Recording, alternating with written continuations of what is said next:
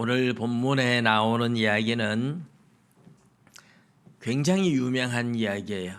세상 사람들도 아주 잘 아는 이야기. 가이사의 것은 가이사에게, 하나님의 것은 하나님에게 하는 이제 세금 논쟁, 그리고 부활이 없다고 믿는 사두개인들이 예수님께 던진 질문과 대답. 그래서 오늘 이야기의 주제는 어떻게 보면 두 가지 이야기를 보았습니다. 근데 세금 논쟁 하나만 해도 이제 되는데 두 가지를 제가 같이 한 것은 두 가지의 주제가 비슷해요. 어떻게 해서든지 예수님의 말씀을 책잡으려고, 예수님의 이야기의 꼬투리를 잡아서 예수님을 함정에 올무에 걸어서 예수님의 권위를 추락시키려고 하는 그 목적이 있는 거죠. 갈릴리 사역, 그리고 갈릴리에서 예루살렘으로 올라가는 길 위의 사역, 그리고 예루살렘의 사역, 마가복음은 특별히 이렇게 세 덩어리로 구조가 되어 있다 하는 것을 말씀을 드렸는데, 갈릴리 사역 마가복음 8장까지 그 이야기가 끝이 나고 이제 예루살렘까지 올라오는 길 위의 사역, 그 사역이 끝나고 지금 예루살렘 사역으로 들어온 거죠. 예루살렘 사역이 이제 11장부터 이렇게 전개가 되는데, 예루살렘에서는 갈릴리에서 이 논쟁은 주로 바리새인과 서기관들과 논쟁이었어요. 바리새인들, 서기관들이 예수님이 안식일을 지키지 않는다든지 뭐 이런 거 가지고 병 고치는데 안식일에 고쳤다든지 뭐 이런 것 가지고 계속 시비를 걸었어요. 그런데 예루살렘에 들어오시고 난 후에 예루살렘의 성전에 오셨는데, 이 성전엔 주로 누가 있을까요? 제사장들이 있는데 이들이 사두개파 사람들이에요. 유대인들은 사두개파가 귀족들이고 제사장들이고 바리새파가 이제 평민들이고, 그중에 또 자기들끼리 모여서 철저하게 신앙생활 잘하겠다고 하는 열심당 에세네파라는 파가 있고, 이렇게 크게 세 개의 파로 나뉘어져 있었어요. 우리나라는 지금 보면 이렇게 보수파, 진보파, 뭐 좌파, 우파 이렇게 나누어지죠. 근데 이렇게 유대인들은 이렇게 파가 나누어져 있는데, 사두개파와 바리새파, 에세네파 중에 가장 적극적으로 독립운동을 하고 막 싸우고 이런 이제 열심당 에세네파는 타락한 제사장들과 같이 어울릴 수 없다, 이래서 자기들끼리 따로 저 동굴에 가서 살아가고, 사해 바다 근처에 쿰난 동굴, 그런 동굴들이 굉장히 깊게 여러 갈래로 안에 들어가면 막 복잡합니다. 길 모르는 사람은 들어갔다가 길을 잃어버려요. 우리나라도 보면 강원도 쪽에 가면 동굴들이 많잖아요. 삼척에 새로운 또 멋진 동굴이 이제 뚫려가지고, 뭐 사람이 뚫은 건 아니고 개발을 한 거죠. 지금은 미리 예약을 하지 않으면 들어갈 수도 없다, 뭐 그런 이야기를 하는데, 동굴들이 굉장히 많아요. 근데 이스라엘 땅에도 가면 굉장히 동굴들이 많아요. 거기에 이 에세네파들은 그 안에 들어가서 자기들끼리의 공동체를 이루고 살았습니다. 그래서 사실은 거의 그 사람들의 이야기는 잘 안 나오죠. 열심당 이러는데 그 사람들은 잘 나오지 않고 바리새파, 사두개파 이 두 파에 대한 이야기만 나옵니다. 바리새파는 하나님의 말씀대로 철저하게 살려고 가장 열심히 살려고 하는 사람들이에요. 그러다 보니까 구전율법, 중간사 시대에 만드는 구전율법, 장로들의 전통, 이것은 모세가 기록해 준 것이 아님에도 불구하고, 자기들이 만든 것임에도 불구하고 하나님이 모세를 통해서 입으로 전달하게 만들었다, 이렇게 거짓말을 쳐서 사람들에게 장로들의 전통 구전율법을 지키라고 강조를 했어요. 이 중간사 시대에 하시딤 무리가 구전율법을 만들 때 그들은 이제 하나님의 율법을 꽃밭으로 비유를 했어요. 꽃밭의 꽃으로 비유를 해가지고 꽃밭의 꽃을 건드리면 안 되는데, 율법을 철저하게 지켜는데 율법을 어기면 안 되는데, 이 꽃밭의 꽃을 아예 건드리지 못하게 꽃밭 주변으로 넓게 울타리를 치자. 그래서 울타리를 치면 울타리를 못 넘어가니까 꽃을 못 건드린다. 그래서 율법을 더 철저하게 만든 것이 이제 구전율법이라 이런 거죠. 안식일에 이제 뭐 일을 못하게 하는 것이라든지. 그래서 이제 안식일은 해가 질 때부터 다음 날 해질 때까지인데, 해가 딱 넘어가면, 지금도 유대인들은 그러다 그러죠. 비행기를 탔는데 해가 딱 졌어요. 그래서 비행기 안에서 막 뭘 먹었어요. 근데 비행기가 딱 이륙을 했는데 해가 다시 떴어요. 비행기로 공중 날아가니까 해가 다시 비치잖아요. 그래서 놀래가지고 손가락을 막 입에 넣어가지고 비행기 안에서 왜 화장실 가서 토하고, 유대인들이 안식일을 지키는 것이 그렇게 지금도 형식적입니다. 그러니 아예 안식일 해질 때 이러는데 해지기 1시간 전부터 이제 안식일이 됐다 이런 식으로 해서 아예 일찍부터 막 그렇게 못하게 막고 이런 식으로 이제 만든 것이죠. 예수님은 사람의 계명으로 하나님의 계명을 범한다고 그런 구전율법에 대해서 책망을 하고 공격을 하신 적이 많습니다. 그래서 이런 바리새인들과 갈릴리에서는 그런 율법 문제 이런 거 가지고 계속 부딪혔는데, 예루살렘으로 올라오니까 지금 제사장들 계급이에요. 사두개파라고 부르죠. 사독의 후예다. 이래서 사두개파라고 불러지는데, 이 사람들은 제사장들이잖아요. 성전에서 일을 하고 있어요. 근데 예수님께서 성전의 장사꾼들 다 내쫓으시고 성전을 청소하시고 하나님의 말씀을 가르치고, 그러니까 사두개파가 예수님께 도전을 하는 거예요. 무슨 권위로, 누가 이런 권위를 주어서 무슨 권위로 당신이 성전에서 이런 일을 하느냐라고 물었었죠. 예수님께서 바로 대답을 하지 않았던 것은, 대답을 해봐야 그 사람들이 인정하지 않을 거니까, 세례 요한의 권위는 하늘로부터 온 거냐 사람으로부터 온 거냐 거꾸로 물었었죠.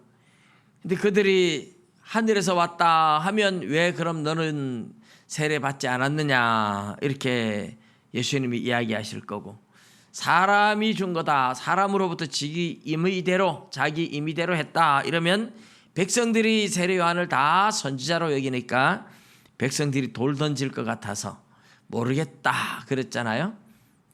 예수님께서도 너희들이 대답하지 않으니 나도 말하지 않겠다. 그러나 이 비유를 들어봐라 하면서 포도원 농부 비유를 통해서 간접적으로 예수님이 나는 하나님의 아들로 하나님이 보내서 하나님의 권위로 와서 한다. 근데 너희들은 농부와 같아서, 악한 농부와 같아서 주인이 종들을 보내서 소출을 받으려고 할 때마다 미워하고 죽이고 때리고 쫓아내고 아들까지 죽일 것이다. 그래서 주인의 심판을 받을 것이다. 그런 이야기를 통해서 그 사두개인들, 유대의 지도자들의 죄를 예수님이 간접적으로 지적을 했어요. 이 사두개인들도 자기들을 두고 하는 이야기인 줄은 아는데 백성들이 예수님을 따라오는 무리들이 너무 많으니까 예수님에게 손을 댈 수가 없어요. 그래서 그냥 가버렸죠. 그냥 갔는데, 오늘 이제 그 다음의 이야기가 오늘 우리가 읽은 이야기입니다. 사두개인들이 예수님을 어떻게든지 죽이고 싶어요. 성전에 청소를 하고 죄를 다 지적하고 책망하고 쫓아내고 하니까 이 사두개인들은 돈에 눈이 멀어서 로마와 결탁을 한 매국노들과 같은 거거든요. 옛날에 우리나라 일제시대에 일본 앞잡이 하면서 그렇게 했던 사람들이 결국은 뭐예요?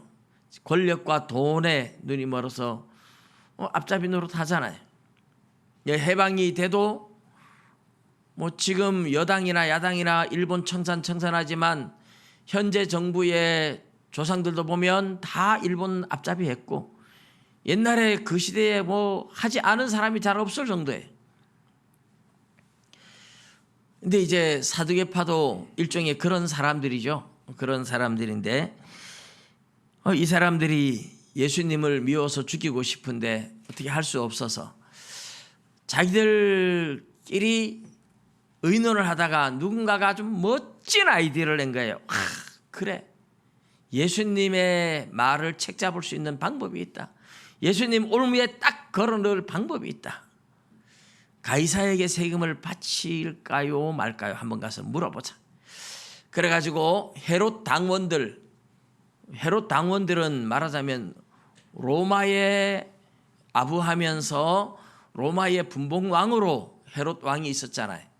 그 헤롯 당원들은, 헤롯에게 속한 사람들은 전부 다 지금 빌라도 총독이 유대 지방을 다스리지만 갈릴리 지역은 여전히 헤롯이 다스리고 있어요.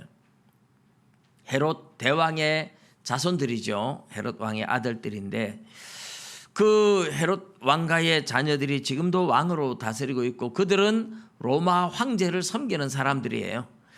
그래서 만일에 세금을 바쳐라 하면 바리새인들을 보내고 헤롯 당원들을 보내가지고 바리새인들이 예수님을 종교적 배교자다 이렇게 이제 증인으로 나설 거고, 바치지 마라 이러면 헤롯 당원들이 증인이 되어서 정치적 반역자다 이렇게 나서려고 한 겁니다.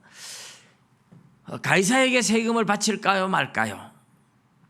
이 당시에 열심 당원들은 아예 가이사에게 세금을 바쳐서는 안 된다. 로마가 유대 나라를 지배하니까 사람 머리 한 사람 한 사람 숫자를 계산해서 세금을 거두어 가서 인두세라고 부르죠. 인두세를 거두어 가는데 이렇게 세금을 거두어 가는 로마를 공격하고 로마를 배척하는 유대인 지도자들이 많았다는 뜻입니다. 에세네파도 있고 바리새파 중에서도 그렇고. 그래서 중간에 보면 주후 4년, 주후 6년 그 우리가 역사를 보면 요세푸스 이런 책을 보면 갈릴리 유다라든지 이런 사람들이 로마의 반역을 일으키며 세금을 바치지 못하도록 사람들을 가르쳤어요. 그래서 많은 사람들이 로마에 세금 바치는 것에 대해서 부정적이고, 그래서 세리들은 굉장히 매국노 취급을 당했잖아요. 그런데 예수님이 만일에 가이사에게 세금을 바쳐라 이러면 종교적 배교자로 몰아갈 겁니다. 그 증인으로 서기 위해서 바리새인들을 보낸 거예요. 그리고 바치지 말라 이러면 분명히 로마가 지배하고 있는데 반역을 일으키는 정치적 반역자다 이렇게 몰아가려고 헤롯 당원들을 보낸 거죠. 이 사두개인들이 누가 보냈다 이렇게 말은 하지 않지만 이제 그들이 보낸 거예요. 그들이 예수의 말씀을 책잡으려 하여, 그래서 그들이 예수님의 말씀을 책잡으려고 바리새인과 헤롯 당 중에서 사람을 보냈다. 그들이 누구겠습니까? 이 사두개인들 아니겠습니까? 제사장들. 예수님 권위에 대해서 도전하며 따져 물었던 성전의 일꾼들인 제사장들이겠죠. 그들이 와서 이제 예수님 말씀에 이제 올무를 걸려고, 예수님 말씀을 책잡으려고 예수님 앞에 자기들이 못된 악한 마음을 가지고 왔는데도 전혀 그렇지 않은 척 아주 착한 사람들인 척 가장하고 예수님에게 이야기를 걸었습니다. 이렇게 이야기하죠. 선생님이여, 우리가 아노니 당신은 참되시고 아무도 꺼리는 일이 없으시니 이는 사람을 외모로 보지 않고 오직 진리로서 하나님의 도를 가르치심이니이다. 여기까지는 맞는 얘기예요. 이 사람들이 예수님에 대해서 옳은 얘기를 했어요. 예수님은 참되신 분이잖아요.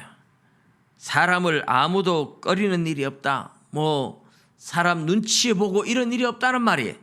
할 말 다 하시는 분이. 이는 사람을 외모로 보지 않고 오직 진리로서 하나님의 도를 가르친다.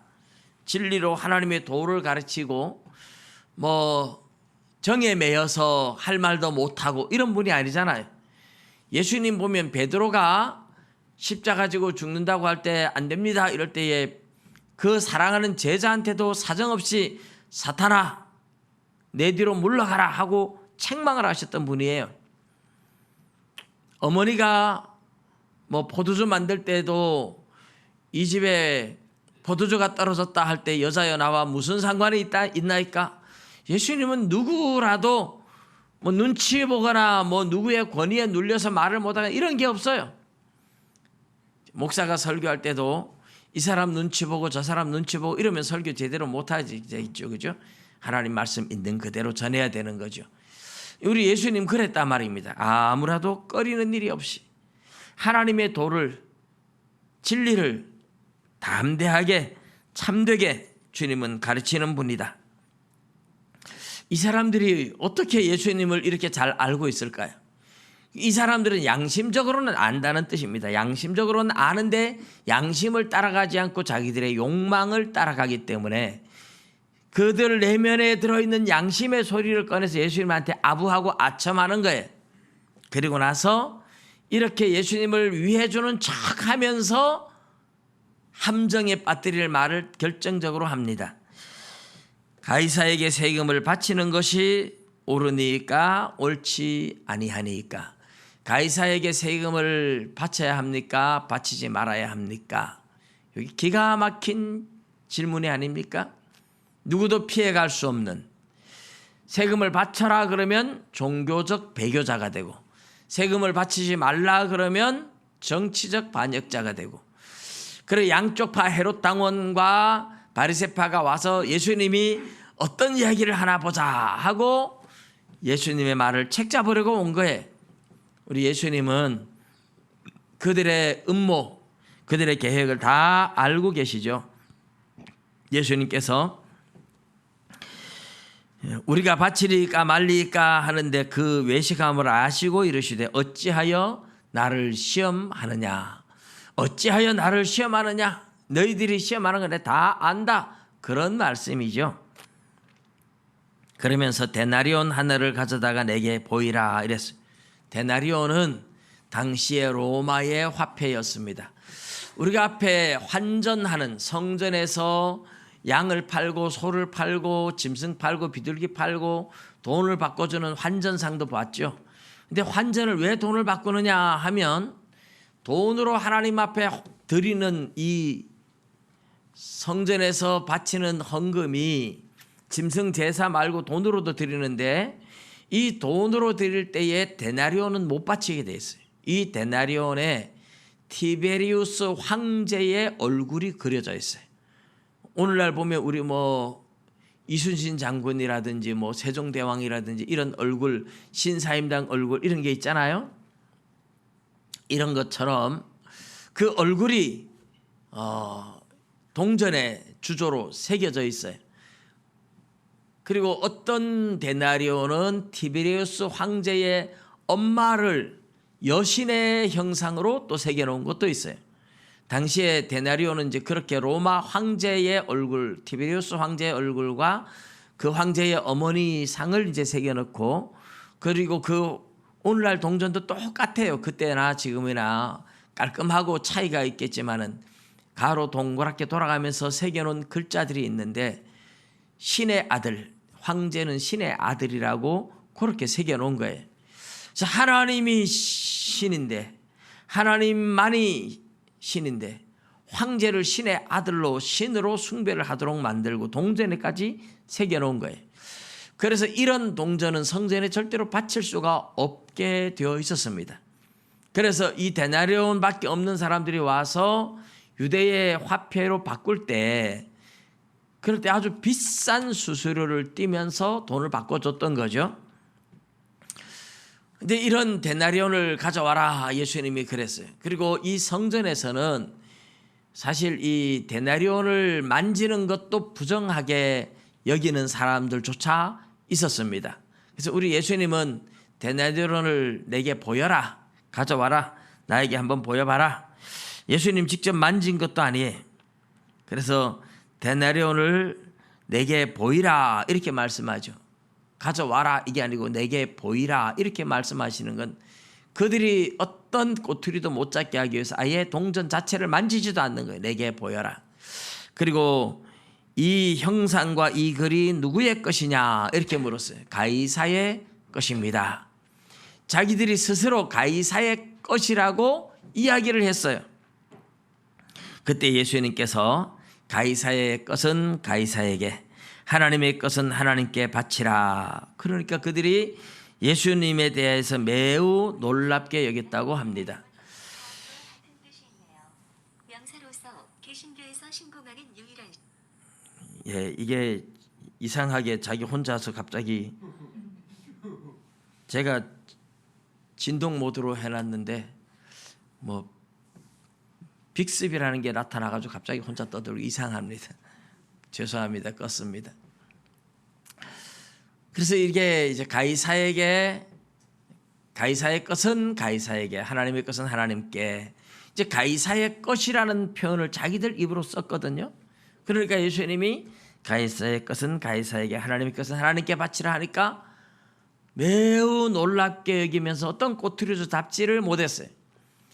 근데 여기 지금 가이사의 것은 가이사에게, 하나님의 것은 하나님께라고 하는 요 말이 정말 묘한 문장입니다.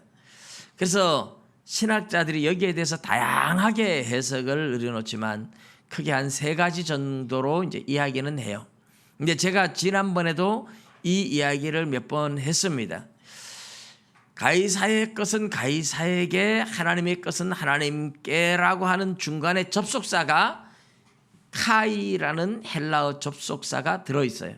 이 카이라는 단어는 이 접속사가 세계 어디에도 이 정도로 이렇게 다양한 게 잘 없지 않겠나 싶은데, 뭐 영어에도 이제 보면 so라는 단어라든지 이런 것들이 좀 다양하죠. 그런데 이 카이는 순접 기능과 역접 기능이 있어요. and와 but 기능이 같이 있단 말입니다. 그리고와 그러나가 서로 반대가 되는데도 이 2가지 기능을 같이 가지고 있는 단어예요. 그래서 문맥에 따라서 해석을 잘해야 돼요.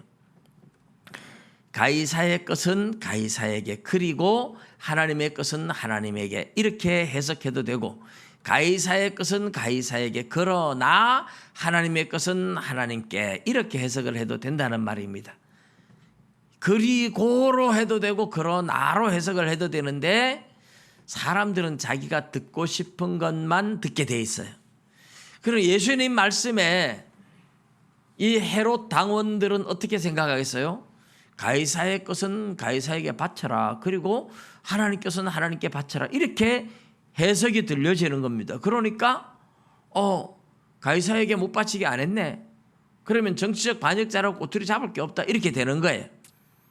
그런데 가이사에게 바치라고 하는 것, 그래도 어쨌든 껄끄러울 수 있는 유대인들이 들을 때는 그러나로 해석을 해서 2가지로 또 해석을 할 수 있어요. 가이사의 것은 가이사에게, 그러나 하나님의 것은 하나님에게 할 때, 가이사의 것은 가이사에게, 그러나 모든 만물이 다 하나님 거다, 그러니 하나님께 바쳐야 된다, 이런 의미로 그러나를 할 때 가이사조차도 다 하나님께 속한 자들이다, 이런 의미로 이제 이해를 해서 받아들일 수도 있고, 또 이 말씀이 가이사의 것은 성전에 가이사의 흔적까지 다 돌려보내라, 이 가이사의 부정한, 로마의 부정한 것들 다, 가이사의 것은 가이사를 다 돌려보내라, 그리고 하나님만 섬겨라, 이렇게 해석할 수도 있어요. 그리고 유대인들은 어떻게 생각하겠어요? 가이사의 것 다 가이사에게 돌려보내버리고 하나님만 섬기라고 한다, 이렇게 또 해석을 할 수도 있어요. 그러니 사람들이 자기 듣고 싶은 것만 듣는 경향이 있는데, 지금 예수님의 말씀은 묘하게 이 카이라는 접속사를 써서 가이사의 것은 가이사에게, 카이, 하나님의 것은 하나님께라고 이야기를 했어요. 그래서 헤롯 당원들도 예수님 말씀 앞에 어떤 꼬투리도 잡을 수 없게 만들었고, 유대인들도 예수님 말씀에 어떤 꼬투리도 잡을 수 없게 자기들이 듣고 해석할 때 그렇게 돼버렸습니다. 오늘 이 세금 논쟁에서 예수님을 완벽하게 함정에 빠뜨릴 것이라고 기대를 했던 사두개인들은 헤롯 당원들과 바리새인들을 보냈다가 예수님 말씀 앞에 압도당하고 대답할 말을 잃어버렸습니다. 그래서 그들이 가고 나서 그 다음에 이제 사두개인들이 예수님께 질문을 해요. 이 사두개인들은 이제 제사장들도 사두개파죠. 사두개파인데 제사장들이 헤롯 당원들과 바리새인들을 보내서 예수님의 말을 책잡으려고 올무에 걸어 넣으려고 했잖아요. 그런데 할 수가 없었어요. 그래서 이 제사장 계통의 사두개인들 중에 어떤 사람들이 와서 그러면 예수님을 올무에 걸어 넣을 수 없지만 예수님을 또다시 함정에 빠뜨릴 수 있는 게 없을까 생각하다가 부활 논쟁을 하는 겁니다. 부활이 없다. 부활을 믿지 않는 사두개인들, 그들이 예수님께 이제 질문을 해요. 여러분, 사두개인들에 대해서 조금 더 이해를 하기 위해서 설명을 드리면 이미 다 알고 계시지만 제사장 계급이다 그랬죠. 사독의 후예들이다 이래서 사두개파라고 부른다고 했는데 이 사람들은 모세 오경 외에는 믿지 않는다 그랬어요. 창세기, 출애굽기, 레위기, 민수기, 신명기 이것만 기록된 성경으로 믿고 신약 성경은 물론 아직까지 전혀 기록되지 않았어요. 예수님 제자들이 나중에 기록하는 거죠. 선지서들이 많이 있기는 있었지만 선지서들도 아직까지 정경으로 확립되지 않았었어요. 이 유대인들이 정경 구약 39권을 정경으로 확정한 때는 언제냐 하면 AD 100년, 예수님이 태어나고 100년이 지난 후에 얌리아에서 유대인들이 회의를 하면서 그들이 구약 성경 39권을 정경으로 확정을 했어요. 그러니까 모세 오경 외에 아직까지 여호수아, 사사기, 룻기, 사무엘 상하, 열왕기 상하, 역대 상하, 에스라, 느헤미야, 에스더, 욥기, 시편, 잠언, 전도서, 아가서, 이사야, 예레미야, 에가, 에스겔, 다니엘 이래가지고 말라기까지 전부 다 아직까지 정경으로 확정되지 않았던, 그리고 시가서, 선지서, 역사서 이렇게 나누는데 유대인들은 이걸 전부 다 선지서 이렇게 나누었어요. 구약의 모세 오경은 율법, 나머지 역사서, 시가서, 선지서를 전부 다 통틀어서 선지자들의 글, 선지서 이렇게 나누었어요. 유대인들은 율법서와 선지서 이렇게 두 개로 나눈다 말이죠. 그래서 예수님도 하나님 사랑, 이웃 사랑이 율법과 선지자의 강령이니라 이렇게 얘기할 때 남에게 대접을 받고자 하는 대로 먼저 남을 대접하라, 이것이 곧 율법이요 선지자니라 이렇게 말할 때 율법과 선지자의 말은 구약 성경 전체의 가르침의 핵심이 그거다 이런 뜻입니다. 율법과 선지자로 이렇게 나누는데 선지서에 보면 사무엘상 15장에도 하나님 말씀 듣는 것이 수양의 기름보다 낫고 하나님 말씀 청종하는 것이 하나님께서 수양의 많은 기름과 번제와 이런 것보다 더 좋아한다. 듣는 것이 더 낫고 순종이 제사보다 낫다. 듣는 것이 수양의 기름보다 낫고 순종이 제사보다 낫다. 이렇게 이야기를 하니까 제사보다 순종이 낫다. 제사 필요 없다는 얘기인가? 이런 식으로 들리는 거잖아요. 그래서 사두개인들은 제사 드리는 덕분에 잘 먹고 잘 사는데 그런 선지서의 글을 굉장히 싫어하는 겁니다. 시편 51편 같은 데 보면 다윗이 우리아의 아내 밧세바를 범하고 나서 회개할 때에 하나님이 번제를 원했더라면 내가 번제를 벌써 드렸을 텐데 번제보다 뭘 더 원한다고요? 상한 심령이잖아요. 하나님 앞에 통회하고 자복하고 상한 심령으로 회개하는 것을 하나님이 더 기뻐하신다. 이러니까 시편도 싫은 거예요. 사두개인들 입장에서는. 이사야 1장, 말라기 1장 이런 데 보면 하나님께서 번제를 드리고 제사를 드리면서 더불어 악을 행하는 그런 너희들 내가 못 견디겠다. 너희들이 성전 마당만 밟을 뿐이다. 제사 드리러 오지 못하게 누가 성전 문을 좀 닫았으면 좋겠다. 이런 이야기들을 하시는 거잖아요. 그래서 이 사두개인들은 선지서들을 별로 좋아하지 않았어요. 아주 안 믿은 건 아니지만 양심적으로는 하나님의 말씀이라는 걸 알지만 그래도 별로 좋아하지 않고 별로 인정하지 않았어요. 그래서 부활에 대한 이야기들이 선지서에 들어 있어도 선지서의 글들은 인정하지 않고 모세오경만 인정하는데 모세오경에 보니까 부활에 대한 이야기가 없다는 거예요. 그러니까 부활이 없고 영혼도 없고 부활도 없고 천국도 없고 천사도 없다. 이런 식으로 이제 사두개인들이 부활을 인정하지 않는 거예요. 이제 바리새인들은 선지서까지 다 믿으면서 천사가 나타났던 모세오경의 이야기들과 이런 것들을 다 가지고 다 있다 이렇게 믿는 거죠. 지금 예수님 앞에 사두개인들이 와서 질문을 던지는데 여러분 이 18절에서 27절까지 사두개인들이 질문하는 내용과 예수님이 대답하는 내용으로 두 개로 나누어져 있죠. 18절에서 23절까지는 사두개인들이 질문하는 내용, 그리고 24절에서 27절까지는 예수님이 대답하는 내용이에요. 그런데 질문하는 내용과 대답하는 내용의 이 구조가 아주 재미있게 되어 있어요.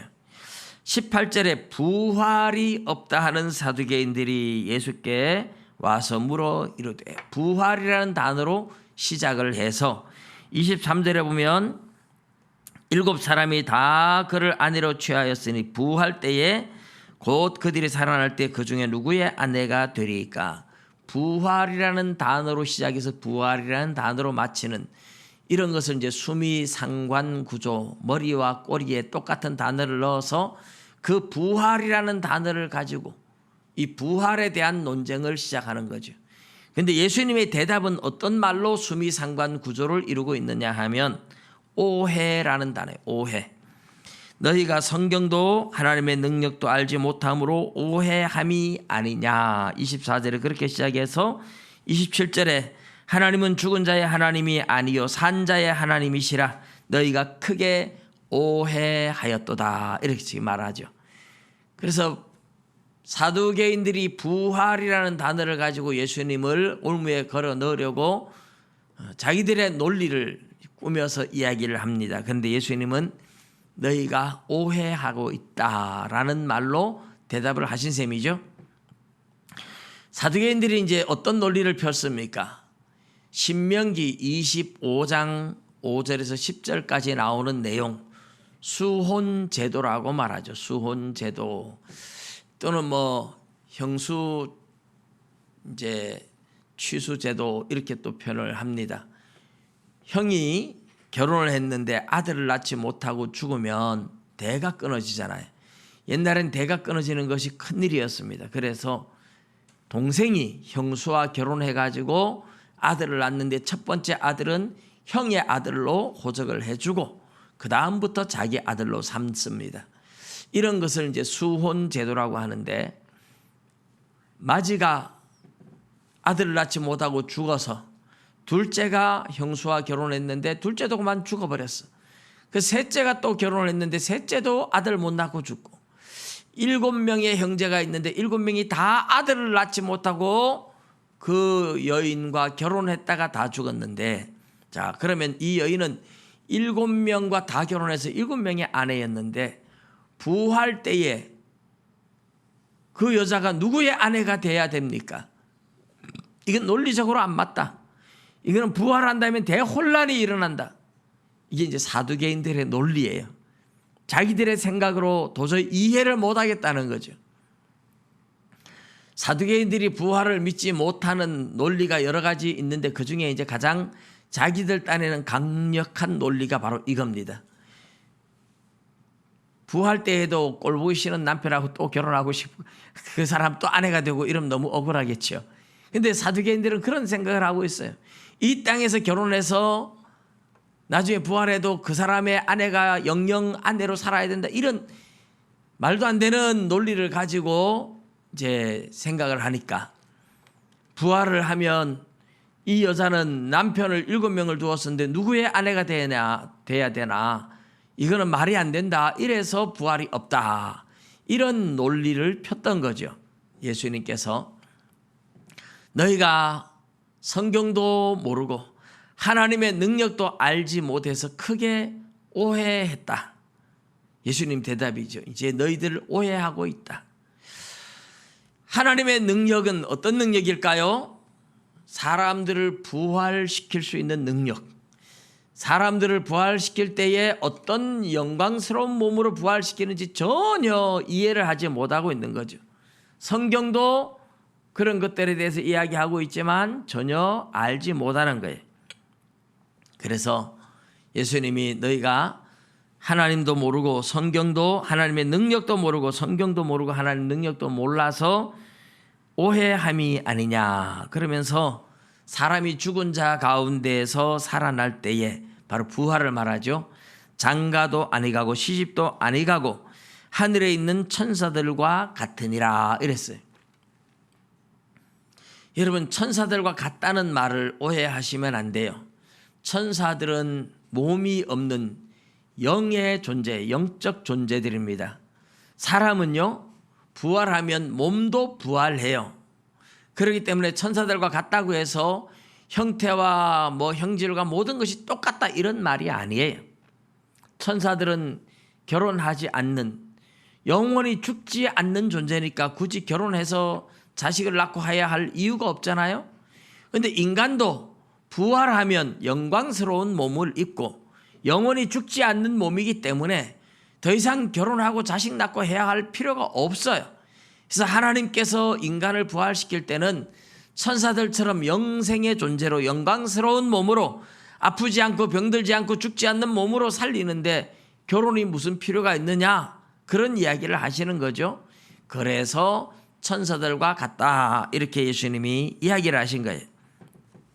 그 다음에 이 사람들이 모세 오경만 믿으니까 모세 오경에 예수님이 신명기 25장 5절에서 10절 말씀을 가지고 이들이 얘기했는데 예수님은 출애굽기 3장에 모세가 떨기나무 불꽃 가운데 임재한 하나님을 만났을 때에 들은 그 이야기를 인용해서 말씀을 하고 있습니다.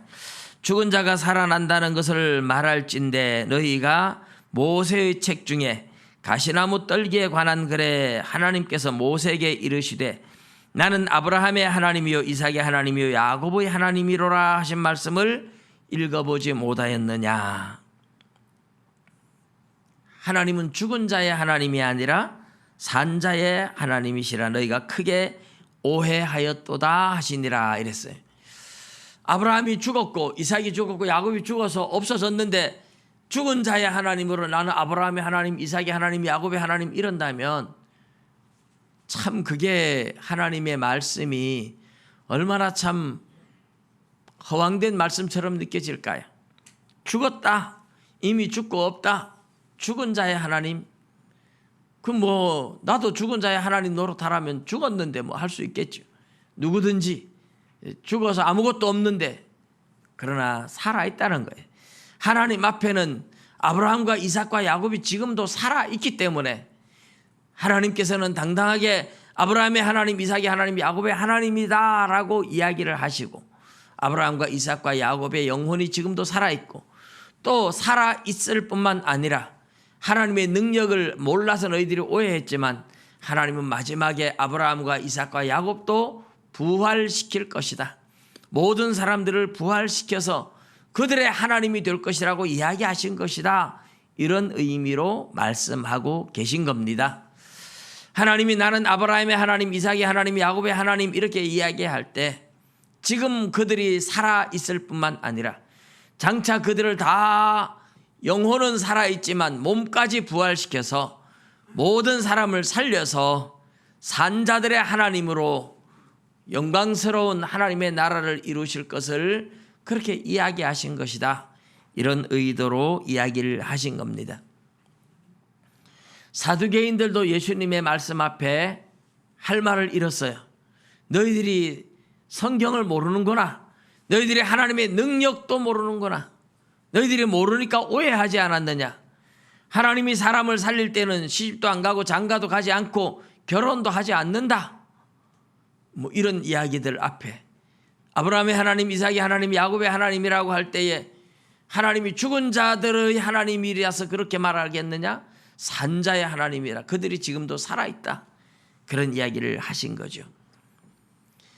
여러분, 오늘 우리가 예수님의 말씀을 책잡으려고, 예수님의 말씀의 권위를 떨어뜨리려고, 예수님이 사두개인들이 하는 말에 올무에 걸려들든지 사두개인들의 논리에 대답하지 못하든지 해서 어떻게든지 예수님의 말씀의 권위를 떨어뜨리고 예수님을 부끄럽게 만들고 예수님의 권위를 떨어뜨리려고 도전했던 사두개인들이 예수님의 지혜 앞에 할 말을 잃어버리고 예수님을 책잡으려고 아무리 해도 책잡을 수 없을 뿐만 아니라 그들이 스스로 무식하다는 것이 드러나게 되고 예수님의 지혜 앞에, 하나님의 지혜 앞에 인간이 얼마나 무능하고 어리석고 바보 같은지 자기들의 무식만 탄로났을 뿐입니다. 이것이 바로 하나님의 지혜이죠. 하나님의 지혜. 우리가 이제 마태복음 10장에 예수님께서 제자들을 파송할 때 보면 예수님 그런 얘기해요. 너희들을 사람들이 잡아갈 때, 잡혀 들어갈 때 무슨 말을 할까 염려하지 마라. 그때그때 할 말을 하나님의 성령께서, 하나님이 그때그때 할 말을 주신다. 말하는 것은 너희가 아니라 너희 안에 계시는 하나님의 성령님이 말하게 하신다. 그러니 두려워하지 마라. 그래요. 실제로 사도행전에 보면 베드로가 잡혀갔을 때에 제사장들이 예수 이름으로 말하지 못하게 막 압박을 가하고 매를 때리고 하는데 그런 상황에서 베드로가 뭐라고 얘기를 합니까? 우리가 너희 말을 듣는 것이 맞는지, 하나님의 말씀을 듣는 것이 맞는지 판단해봐라. 너희들의 말이 더 권위가 있느냐, 하나님의 말이 더 권위가 있느냐. 우리는 보고 들은 것을 말하지 아니할 수 없다. 얼마나 지혜로운 말입니까? 그죠? 당당하게 이야기를 합니다. 사실 그런 일들이 굉장히 사도행전에 많이 나타납니다. 바울 사도도 그렇고 사도들이 그때그때 성령님이 주시는 말씀으로 얼마나 지혜롭게 이야기를 하는지 몰라요. 그래서 예수 믿는 사람들 말 잘한다. 예수 믿는 사람들 말쟁이다. 이런 소리 오늘날 말 많이 듣죠. 근데 그게 좋은 현상은 아닙니다. 예수 믿는 사람들 말은 잘한다. 이 말은 하나님의 지혜로 말을 해서 그 말을 하는 게 아니에요. 예수 믿는 사람들이 성경을 많이 알다 보니까 지혜가 생기긴 많이 생겼어요. 그런데 내가 잘못해놓고도 말을 잘하니까 이리저리 합리화하고 변명하는 것 때문에 세상 사람들이 싫어하는 거예요. 하나님의 지혜로 말을 하게 하면 세상 사람들이 꼼짝 못할 정도로 하나님께서 지혜를 주셔요. 그래서 우리가 말을 할 때 세상 사람들이 할 말이 없게 만드는, 저는 이런 지혜가 굉장히 없어요. 말을 할 때 다른 사람이 뭐라고 하면 제가 뭐라고 대답해야 될지 몰라서 굉장히 제가 센스가 없고 감각이 둔해요. 그런데도 전도하다 보면 한 번씩 하나님이 그런 지혜를 주는 것을 느껴요. 전도하러 갈 때에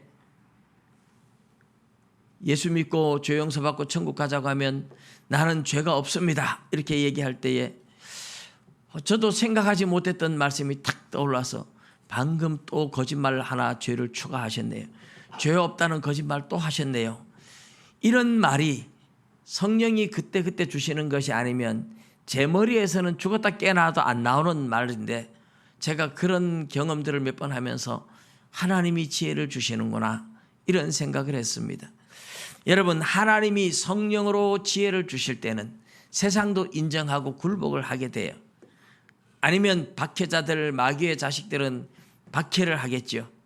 그런데 오늘날 많은 그리스도인들이 성령이 주시는 지혜로 말한다기보다 자기 합리화와 변명을 할 때가 많아요. 그래서 세상 사람들한테 요거도 먹고 손가락질 당하고 지탄을 당하는 거죠. 왜 예수 믿는 사람들은 잘못해놓고 잘못을 인정하지 않고 저렇게 합리화하느냐, 변명을 많이 하느냐. 변명이 듣기 싫어서 더 예수 믿는 사람들을 멀리하는 경우들이 있다는 말입니다. 여러분, 우리 예수 믿는 사람들은 잘못은 정직하게 잘못을 인정할 수 있는 용기, 그 정말 세상에서는 필요합니다. 그럴 때 더 인정받고 그럴 때 더 권위가 서게 되어 있습니다. 우리가 하나님의 지혜를 기도로 하나님 앞에 간구할 필요가 있습니다. 세상에서 복음을 전할 때라든지 박해를 받을 때라든지 하나님 앞에 기도하고 깨어있으면 하나님께서 성령으로 그때그때 할 말을 주시고 그것이 하나님의 지혜고 그것은 굉장히 중요한 거예요. 세상을 이기는 방법입니다. 우리는 성령이 주시는 지혜로 세상을 이겨나가야 되는데 우리가 경건하게 깨어있어 기도하고 하나님과 사귀며 경건한 삶을 살지 못할 때는 하나님의 지혜를 얻지 못하고 우리가 잘못했을 때도 이리저리 변명하고 합리화하면서 잔꾀를 부리고 살아가면 세상 사람들한테 더욱 손가락질 당하고 더 욕 얻어먹고 더 지탄을 당합니다.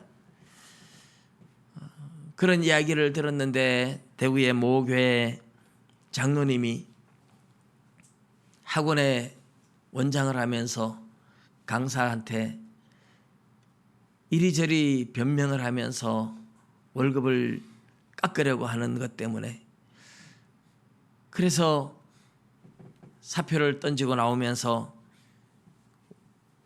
장로님한테 원장님 같이 욕심 많은 사람 처음 봤다고 그 강사님이 그렇게 이야기를 했다는 소리를 들었습니다. 참 부끄러운 일이구나. 장로님인 줄 다 강사도 알고 있는데 장로님이 그렇게 이리저리 변명을 하면서 월급을 깎다가 그런 소리를 들어야 하다니 참 제가 듣는 제가 부끄러웠습니다. 여러분, 오늘 우리 그리스도인들은 하나님의 지혜로 세상을 살아가야 됩니다. 우리가 성경을 많이 읽고 좀 이렇게 말재주가 늘었다고 해서 세상에 나가서 이리저리 변명하고 합리화하는 인생이 되어서는 안 됩니다. 그렇게 하면 더 세상으로부터 더 욕 얻어먹고 더 지탄당하고 더 손가락질 당합니다. 우리 그리스도인들은 잘못은 내가 책임지는 자세가 더 중요합니다. 잘못을 했을 때는 인정하고 책임질 줄 아는 그리스도인들이 정직한 그리스도인들이 용기 있는 그리스도인들이고 하나님이 기뻐하는 그리스도인들이에요. 그러나 내가 잘못해서가 아니라 박해를 당할 때라든지 위기를 만났을 때 우리가 깨어있어 기도하면 하나님이 그때그때 지혜를 주시는데 그 지혜가 세상을 이기게 만듭니다. 늘 깨어있어 기도함으로써 세상을 이기는 하나님의 지혜를 구하시고 하나님의 지혜로 세상을 이기며 살아가는 저와 여러분 되시기를 주님의 이름으로 축복합니다. 기도드리겠습니다.